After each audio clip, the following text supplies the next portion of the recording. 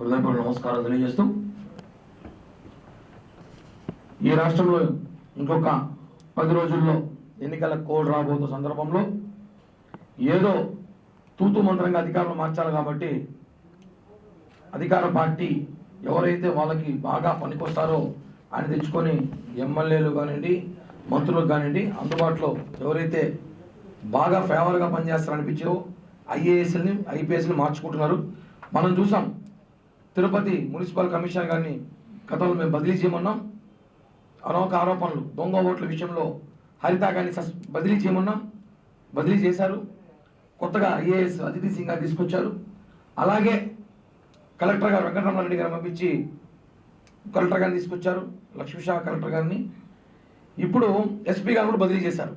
SP గారు కూడా ఈరోజు రాబోతున్నారు, కొత్త ఎస్పీ గారు. ఓకే, ఇవన్నీ ఒక పక్కన పెడితే అసలు ఎందుకు బదిలీ చేస్తున్నారు? ఎలక్షన్ వస్తూ ఉంది, నీతి నిజాయితీగా ఎలక్షన్ జరపాలి, నిష్పక్షపాతంగా ఎలక్షన్ జరపాలని ఆలోచనతో బదిలీ చేసినప్పుడు ఇక్కడ అనుమానాలు ఎలా వ్యక్తమవుతున్నాయంటే ఈరోజు మనం చూస్తున్నాం కలెక్టర్ గారు ఇంకా నిన్న ఆయన ఛార్జ్ తీసుకోవడం వెంటనే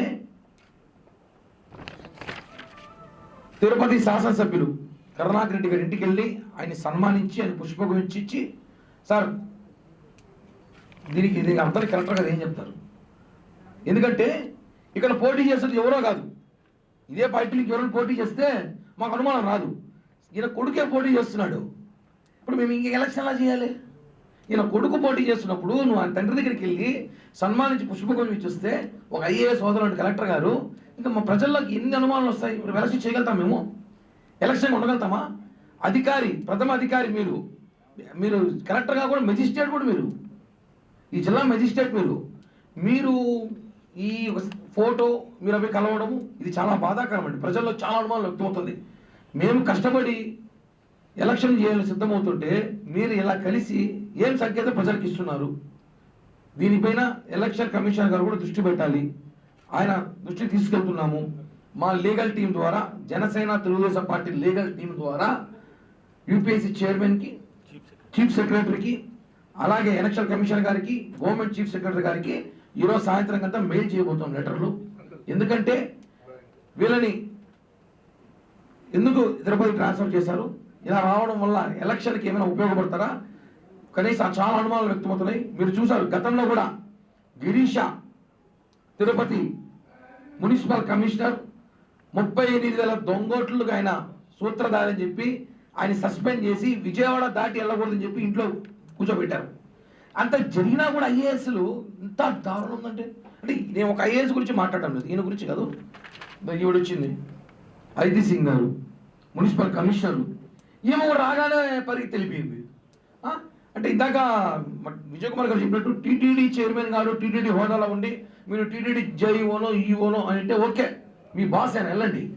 ఆయన శాసనసభ్యుడు ఇక్కడ, మీరు ఆయనకైనా పెద్ద హోదాలో పోస్టులో ఉండి ఐపీఎస్లు ఐఏఎస్ చదువుకొని మీరు వాళ్ళు సన్మానాలు చేసుకుంటూ అంటే మేము చూడడానికి ఏమైనా మాహితి అయితేమా మీరు సన్మానాలు చేసుకుంటాను మేము చూస్తున్నానికి? ఈ విషయాన్ని సీరియస్గా జనసేన పార్టీ తెలుగుదేశం పార్టీ ఖండిస్తుంది. వీళ్ళపైన చర్యలు తీసుకోవాల్సిందిగా ఈ దృష్టి ఎలక్షన్ కమిషన్ దృష్టి తీసుకెళ్తున్నాము. మేమేమి వీళ్ళకి వ్యతిరేకత ఏమి కాదు, మేము గౌరవిస్తాం. ఐఏఎస్లు అంటే జనసేన పార్టీలో ఉన్న నాయకులు కూడా మనం గౌరవించాల్సిన బాధ్యత ఉంది. ఇలాంటి సంకేతం ఎలక్షన్ టైంలో కరెక్ట్ కాదు. ఇది ప్రజల్లో వేరే విధంగా పోతా ఉంది. కాబట్టి దీనిపైన సమాధానం ఎవరు చెప్తారో జనసేన పార్టీ తరఫున మేము అడుగుతున్నాం. ఏమున్నా సరే లీగల్గా ప్రొసీడ్ అవ్వాలని డిసిజన్ తీసుకున్నాం. కాబట్టి అడ్వకేట్ సమక్షంలోనే ఈరోజు సాయంత్రం అంతా కూడా వాళ్ళ మీద ఎలక్షన్ కమిషనర్ గారికి లేఖ రాయబోతున్నాం. ఎలక్షన్ కమిషనర్ గారు ఏ నిర్ణయం తీసుకుంటారో దీనిపైన వివేచన చూడాల్సిన అవసరం అయితే ఉంది.